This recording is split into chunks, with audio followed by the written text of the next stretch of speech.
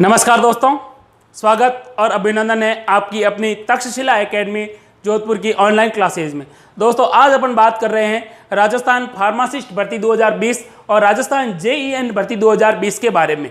दोस्तों इन दोनों भर्तियों में जो सिलेबस है उस सिलेबस में राजस्थान जीके का भी एक महत्वपूर्ण रोल रहा है।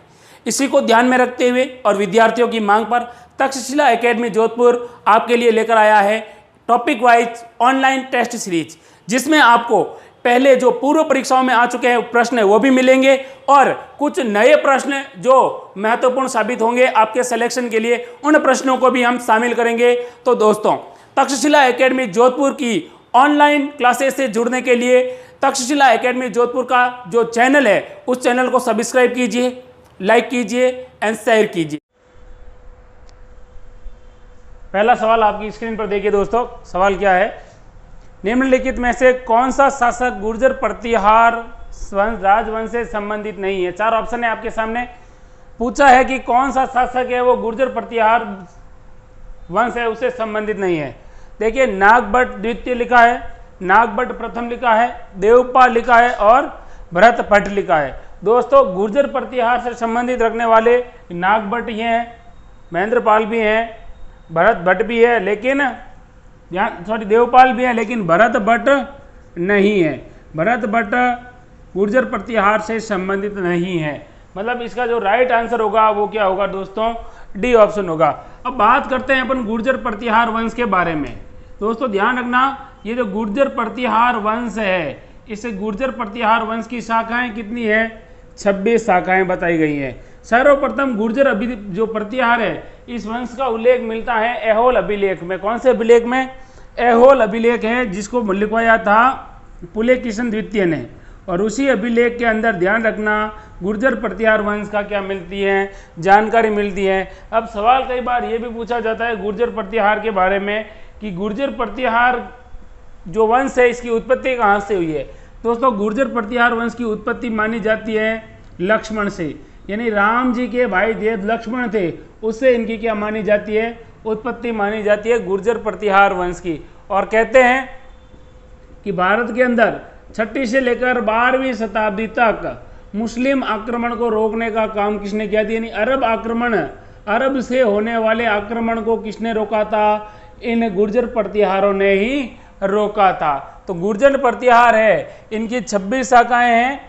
ऐहोल अभिलेख में सर्वप्रथम इस वंश के बारे में जानकारी मिलती है।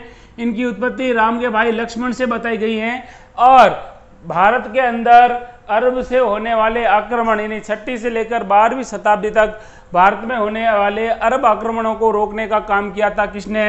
गुर्जर प्रतिहार वंश ने किया था। इसके अलावा ध्यान रखना दोस्तों, ये जो गुर्जर प्रतिहार वंश है, इस गुर्जर प्रतिहार वंश को राजस्थान के अंदर प्राचीन राजवंश के तौर पर जाना जाता है।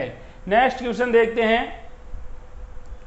कन्नौज पर अधिकार हेतु चले त्रिपक्षीय युद्ध में राजपूताने के किस वंश के शासकों ने भाग लिया था? दोस्तों 3 त्रिपक्षीय संघर्ष हुआ था, उसके बारे में पूछ रहे हैं। 3 शासकों के मध्य संघर्ष हुआ था, उनके बारे में पूछ रहे हैं कि उनमें से किस शासक राजपूताने के किस वंश ने भाग लिया था।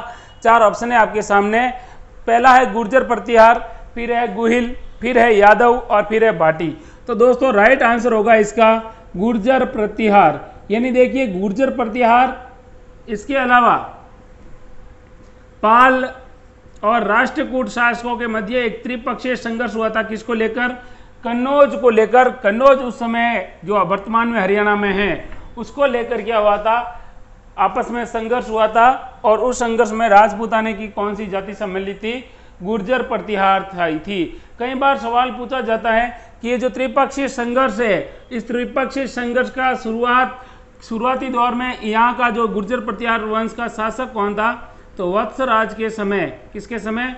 वत्सराज के समय गुर्जर प्रतिहार वंश का क्या हुआ था?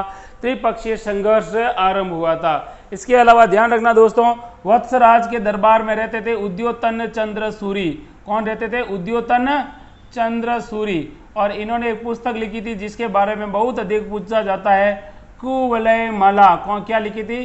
कुवलय माला उद्योतन चंद्र सूरी ने लिखी थी, जो वत्सराज के दरबार में रहते थे। इसके अलावा ध्यान रखना दोस्तों कि ये जो इसके अलावा एक और सवाल पूछा जाता है कि इन्हीं के समय ओशिया के अंदर जो मंदिर है उन मंदिरों का निर्माण हुआ था। ओशिया के मंदिरों का निर्माण भी किसके समय हुआ था?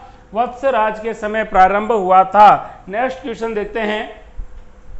आबू के परमारों की वैभव युक्त राजधानी थी। आबू के परमारों की वैभव युक्त राजधानी थी। 4 ऑप्शन है, सीवी है, चंद्रावती है, माध्यमिका है और योदई है। दोस्तों आबू के परमारों की जो राजधानी थी वो थी चंद्रावती। क्या थी? चंद्रावती। और चंद्रावती को वर्तमान को में कहा जाता है सिरोही का। क्या कहा जाता है? सिरोही। तो अगर एग्जाम में सवाल पूछे कि परमारों की प्रारंभिक राजधानी कौन सी थी? चंद्रावती। और चंद्रावती कहाँ पर है? सिरोही जिले में है। नेक्स्ट क्वेश्चन देखते हैं। किस विदेशी यात्री ने गुर्जर प्रतिहार राजवंश की सैन्य शक्ति एवं समृद्धि का उल्लेख किया है? 4 ऑप्शन है आपके सामने। अबू बकर है, अमीर खुसरो है, मेगस्थनीज है और सुलेमान है। तो दोस्तों ध्यान रखना, सवाल पूछा है किस विदेशी यात्री ने गुर्जर प्रतिहार राजवंश की सैन्य शक्ति और समृद्धि का वर्णन किया है? तो ध्यान रखना दोस्तों, इसका सही आंसर होगा सुलेमान। सुलेमान ने ही गुर्जर प्रतिहार वंश की सैन्य शक्ति का क्या किया था? वर्णन किया था। ये कहाँ से आया था दोस्तों? ये एक अरबी यात्री था। कैसा यात्री था? अरबी यात्री था और अरब से आया था। इसकी पुस्तक का नाम कभी भी पूछ ले कि क्या नाम था, तो इसकी पुस्तक का नाम था सिलसिला उत तवारिख। क्या नाम था? सिलसिला उत तवारिख। कई बार ये पूछ लेते हैं कि ये किसके काल में आया था। तो ध्यान रखना दोस्तों, सुलेमान है वो किसके समय आया था? मिहिर भोज के समय आया था। यहाँ का शासक कौन था? मिहिर भोज। सुलेमान अपने पुस्तक सिलसिलात उल तवारिख में लिखता है कि मिहिर भोज भारत का सबसे शक्तिशाली शासक है, जिसके पास ऊंटों की, घोड़ों की और हाथियों की एक विशाल सेना है। इसके पास सोने और चांदी की खाने हैं। इसके अलावा वो ये लिखता है कि भारत के अंदर सबसे बड़ा इस्लाम का जो शत्रु है उस समय का, वो किसको बताता है? मिहिर भोज को बताता है। किसको बताता है? मिहिर भोज को। कभी भी सवाल ये पूछा भी गया है कि सुलेमान ने किस प्रतिहार शासक को मुस्लिम यानी इस्लाम का दुश्मन माना है? तो मिहिर भोज को माना है। नेक्स्ट क्वेश्चन देखते हैं, आपकी स्क्रीन पर देखिए दोस्तों। आभानेरी तथा राजौरगढ़, क्या पूछा है? आभानेरी और राजौरगढ़ के कलात्मक वैभव किस काल के हैं? तो ध्यान रखना दोस्तों, आभानेरी और राजौरगढ़ है, आभानेरी जो दोसा में है उसके बारे में पूछा है। 4 ऑप्शन है, गुर्जर प्रतिहार है, इसके अलावा राष्ट्रकूट है, चालुक्य है और चौहान है। दोस्तों इसका जो राइट आंसर होगा वो होगा गुर्जर प्रतिहार कालीन। क्योंकि देखिए दोस्तों, राजौरगढ़ और आभानेरी दोसा के अंदर प्रतिहार कालीन बहुत सारे निर्माण कार्य मिले हैं। बहुत सारे यहाँ पर क्या मिले हैं? गुर्जर प्रतिहारों द्वारा बनाए गए बहुत सारे क्या मिले हैं? यहाँ पर अवशेष प्राप्त हुए हैं। तो आभानेरी और राजौरगढ़ वाला सवाल है, इसका जो सही आंसर होगा वो क्या होगा? गुर्जर प्रतिहार होगा। नेक्स्ट क्वेश्चन देखिए। 1303 में, कब? 1303 में चित्तौड़गढ़ के बाद अलाउद्दीन ने चित्तौड़गढ़ का नाम क्या रखा था? 4 ऑप्शन है, खिजराबाद, खेराबाद, मोमिनाबाद या फिर है जलालाबाद। दोस्तों इसका जो राइट आंसर है वो क्या है? खिजराबाद। खिजराबाद क्या है दोस्तों? खिजराबाद। देखिए 1303 में लड़ाई हुई थी किस किस के मध्य? तो आप याद रखना, रतन सिंह जो मेवाड़ के शासक थे उनके मध्य और अलाउद्दीन खिलजी के मध्य, इनके मध्य जब लड़ाई होती है और रतन सिंह वीरगति को प्राप्त होते हैं और इनकी रानियों के नेतृत्व में जोहर किया जाता है। उस समय चित्तौड़ का प्रथम शाखा होता है और उसी समय चित्तौड़गढ़ पर आक्रमण अधिकार किसका हो जाता है? अलाउद्दीन खिलजी का। और अलाउद्दीन खिलजी अपने पुत्र खिजर खां को क्या करता है? इस किले को, चित्तौड़ के किले को सौंप देता है। सौंपने के बाद क्या करता है कि इसका नाम ही खिजराबाद कर देता है। उसके बाद खिजर खां कुछ समय तक यहाँ रहता है। उसके बाद इस किले को क्या करता है? अपना एक जालोर का एक व्यक्ति होता है जिसका नाम होता है मुछाला मालदेव, उसे सौंप देता है और वापस खुद भी कहाँ चला जाता है?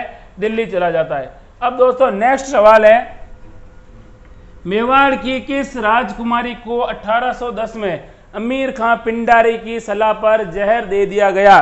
4 ऑप्शन है, रूप कंवर है, मीराबाई है, कृष्णा कुमारी है और राजकुमारी पेमल है। बात है 1810 की और उस समय ध्यान रखना दोस्तों, मेवाड़ के शासक कौन थे? मेवाड़ के जो शासक थे उन शासक का नाम था महाराजा भीम सिंह। क्या नाम था? भीम सिंह। भीम सिंह की पुत्री थी जिसका नाम था कृष्णा कुमारी। क्या नाम था? कृष्णा कुमारी। और उसी समय ध्यान रखना, ये तो मेवाड़ के थे, और मारवाड़, उस समय जो मारवाड़ था उस मारवाड़ के शासक कौन थे? तो मारवाड़ के शासक थे भीम सिंह। तो भीम सिंह ने अपनी पुत्री कृष्णा कुमारी का विवाह भीम सिंह के साथ तय किया, यानी इनकी सगाई हो गई थी। लेकिन भीम सिंह की शादी से पहले मृत्यु हो जाती है और उसके बाद कृष्णा कुमारी की जो सगाई होती है, विवाह जो होता है वो कहीं और तय हो जाता है, मेवाड़ के शासक के साथ, मेवाड़ के शासक जगत सिंह के साथ। और ध्यान रखना दोस्तों, जब यहाँ पर इनकी जब कृष्णा कुमारी की वापस दूसरी जगह सगाई होती है, उस समय मारवाड़ का शासक बनता है मान सिंह, और इस बात का क्या करता है? विरोध करता है और कहता है कि हम तुमसे युद्ध करेंगे। उसी समय अमीर खां पिंडारी होता है, वो क्या करता है? भीम सिंह के पास जाता है मेवाड़ के शासक और कहता है कि भाई पूरे जड़ की जो है, पूरे युद्ध की जड़ है तुम्हारी बेटी है, तुम्हारी बेटी को ही जहर दे दो, वही नहीं रहेगी तो युद्ध भी नहीं होगा। मतलब कहा जाता है ऐसा कुछ हुआ था और बाद में कृष्णा कुमारी को क्या दे दिया जाता है? जहर दे दिया जाता है और उनकी मृत्यु हो जाती है। नेक्स्ट क्वेश्चन है, राणा प्रताप के जिस सौतेले भाई को अकबर ने जहाजपुर की जागीर प्रदान की उसका क्या नाम था? यानी महाराणा प्रताप के सौतेले भाई जो अकबर की सेना में चले जाते हैं, उसके बाद अकबर उन्हें जहाजपुर भीलवाड़ा की जागीर देता है, उनका नाम पूछा है। पहला है जगमाल, फिर है शक्ति सिंह, फिर है उदय सिंह और फिर है अमर सिंह। तो दोस्तों इसका जो राइट आंसर होगा वो होगा जगमाल। क्या नाम होता है? जगमाल। दोस्तों ये जो जगमाल है, उदय सिंह की एक रानी होती है, उसके ऊपर बहुत अधिक प्रभाव होता है, वो चाहती है कि शासक कौन बने? जगमाल बने। लेकिन जगमाल इतना योग्य नहीं था और शासक बना दिया जाता है महाराणा प्रताप सिंह को। तब जगमाल क्या होता है? रूट कर चला जाता है अकबर की सेना में, और अकबर क्या करता है? इसे कहाँ की जो जागीर देता है? उसे देता है जहाजपुर की जागीर, और जहाजपुर वर्तमान में है भीलवाड़ा में। नेक्स्ट क्वेश्चन देखते हैं। देखिए दोस्तों, हल्दी घाटी के युद्ध में महाराणा प्रताप की भील सेना का कमांडर था। यानी जब हल्दी घाटी का युद्ध हो रहा था उस समय महाराणा प्रताप की सहायता भील जनजाति के लोग भी कर रहे थे। उस सेना के कमांडर का नाम पूछा है। 4 ऑप्शन है, पुंजा भील है, अरना भील है, नानक भील है और बीदा है। तो दोस्तों ध्यान रखना कि महाराणा प्रताप की सेना का जो भील कमांडर था उसका नाम था पुंजा। क्या नाम था? पुंजा भील था, और ये भील सैनिकों के नेतृत्व में सेना के क्या कर रहा था? अगुवाई कर रहा था। नेक्स्ट क्वेश्चन है, खानवा के युद्ध में, किस युद्ध में? खानवा के युद्ध में महाराणा संग्राम सिंह की सेना में कौन शामिल नहीं था? दोस्तों खानवा के युद्ध के बारे में पूछा है, जो किसके मध्य लड़ा जाता है? महाराणा सांगा और बाबर के मध्य लड़ा जाता है। उसमें देखिए दोस्तों, महमूद लोधी है वो उस समय इनकी सेना में होता है, क्योंकि बाबर ने क्या किया था? लोधी को पराजित किया था। तो लोधी था हसन खां मेवाती, हाकिम खां सूर और मालदेव। इसमें से था कौन नहीं? तो ध्यान रखना दोस्तों, हाकिम खां सूरी है। ये हाकिम खां सूरी राणा सांगा के समय नहीं होकर किसके समय होता है? प्रताप के समय होता है। और हल्दी घाटी के युद्ध में, कौन सी घाटी के युद्ध में? हल्दी घाटी के युद्ध में ये प्रताप की जो सेना होती है उस सेना का हरावल होता है। हरावल का मतलब होता है सेना के अग्रिम भाग होता है, सबसे आगे वाला, उसका क्या कर रहा होता है? नेतृत्व कर रहा होता है। तो इसका सही आंसर क्या होगा दोस्तों? हकीम खां सूर होगा। नेक्स्ट क्वेश्चन है, खतौली का युद्ध लड़ा गया था। 4 ऑप्शन है आपके सामने, सांगा और बाबर के मध्य, इब्राहिम लोधी और राणा सांगा के मध्य, बाबर और मेदिनी राय के मध्य, महाराणा सांगा और इब्राहिम लोधी के मध्य। दोस्तों सवाल क्या पूछा है? खतौली का युद्ध किसके मध्य लड़ा गया था? तो खतौली का युद्ध, ध्यान रखना दोस्तों, कई बार इसके बारे में सवाल पूछा गया है। इब्राहिम लोधी और सांगा के बीच में लड़ा गया। किसके बीच में लड़ाया गया था? इब्राहिम लोधी और सांगा के बीच में। और इस युद्ध में ध्यान रखना दोस्तों, महाराणा सांगा क्या होते हैं? विजय होते हैं। क्या होते हैं दोस्तों? विजयी होते हैं। नेक्स्ट क्वेश्चन देखते हैं, निम्न में से कौन सा ग्रंथ कुंभा द्वारा रचित नहीं है? निम्न में से कौन सा ग्रंथ कुंभा द्वारा रचित नहीं है? 4 ऑप्शन है, संगीत राज है, संगीत मीमांसा है, संगीत स्वप्न है और सूड प्रबंध है। दोस्तों सवाल पूछा है कौन सा ग्रंथ कुंभा का नहीं है, तो कुंभा का संगीत राज भी है, संगीत मीमांसा भी है, सूड प्रबंध भी है, ठीक है। लेकिन इसका जो संगीत स्वप्न है वो कुंभा से संबंधित नहीं है। कुंभा के बारे में बात करें तो मेवाड़ का सबसे ध्यान रखना कैसा शासक था, ये मेवाड़ का ऐसा शासक था जिसने मेवाड़ के अंदर सर्वाधिक किलों का निर्माण करवाया था, यानी मेवाड़ में स्थापत्य कला का जनक, स्थापत्य कला का क्या कहा जाता है? जनक कहा जाता है, क्योंकि इसने मेवाड़ के 84 दुर्गों में से 32 दुर्गों का क्या करवाया था? निर्माण करवाया था। इसके अलावा इसकी जो पुस्तकें हैं उनके बारे में जो पूछा जाता है, संगीत राज है, संगीत मीमांसा है, सूड प्रबंध है।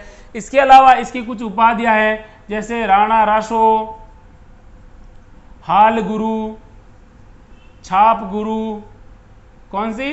छाप गुरु।